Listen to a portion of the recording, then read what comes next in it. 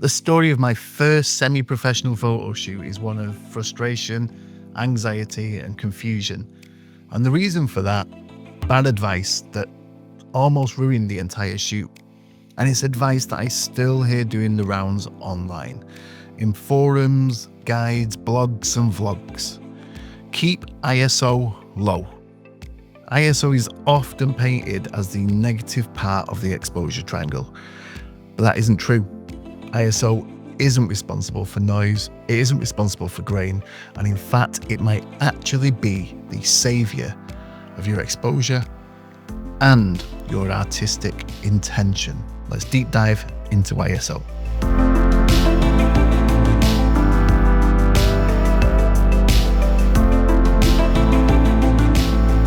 ISO is your camera's way of amplifying the light that hits your sensor.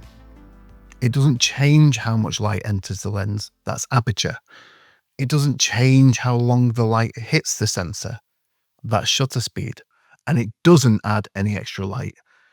It simply amplifies what's already there.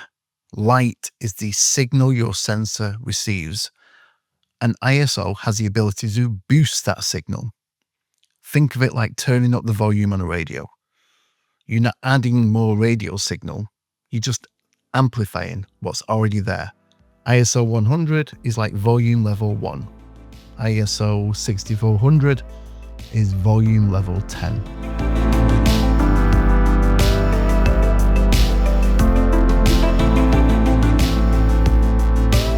Just like aperture and shutter speed, when we brighten an image using ISO, we trade something in to get something out.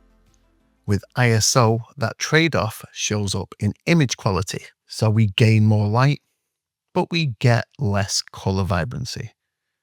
We gain more light, but we reduce dynamic range.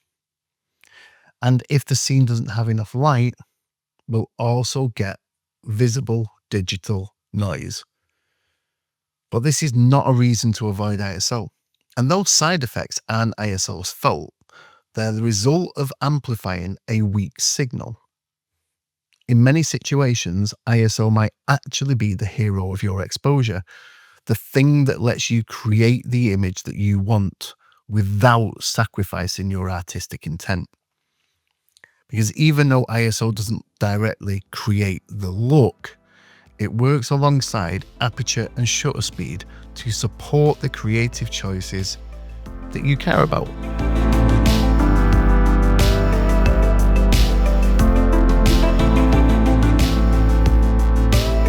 Here's where most photographers get tripped up, and the source of most of the bad advice out there. Photographers think high ISO equals noisy photos, but that's not really what's happening. Noise doesn't come from ISO. Noise comes from not enough light. It's all about something called the signal to noise ratio. Light is the signal. And if our sensors in our camera don't receive enough of it, the signal is weak. And weak signals naturally contain noise. When we raise ISO, we're not creating noise, we're boosting a weak signal, and the noise that was already there becomes more visible. And when do we typically raise ISO? When there isn't enough light. Either because the ambient light is low or because our creative choices with aperture and shutter speed don't let enough light through. ISO is there to rescue those situations, and we shouldn't be afraid to use it, especially when artistic intention matters. As legendary photographer Ansel Adams famously once said, there is nothing worse than a sharp photo of a fuzzy concept. If you've created a compelling image, nobody is going to care about a bit of noise.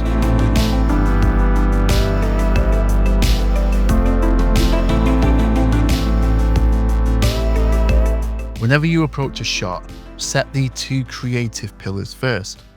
Aperture for depth of field, shutter speed for freezing or showing motion. It's those settings that shape the look and the emotion of your image. So lock in the aperture and lock in the shutter speed. Once your aperture and your shutter speed are set, your exposure might still not be correct, especially in low light or fast moving situations. So this is where ISO steps up. Simply raise the ISO until the exposure is right. You're not breaking a rule. You're not ruining the image. You're capturing the photo you're actually trying to create. Whenever your creativity locks you into a certain aperture or a certain shutter speed, ISO is the thing that supports those choices. It protects your depth of field. It protects your motion rendering. It protects your sharpness. And it protects your overall exposure. ISO isn't the enemy of quality. It's the hero of your creative intent.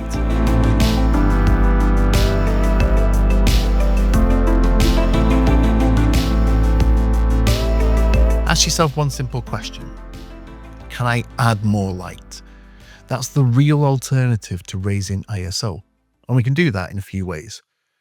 If depth of field isn't critical, can we open the aperture? If motion blur isn't an issue, can we slow the shutter? Because the more actual light your sensor receives, the cleaner your image will be. What about when both of those things are critical? What do we do?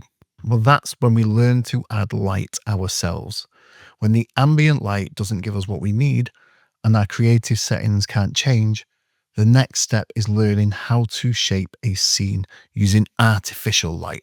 And I am going to be launching a beginner's guide to getting started with Flash. So when that launches, I'll pop it right here. But for now, hit that notification bell. I've been Dave. This has been Let's Click Photography. Bye.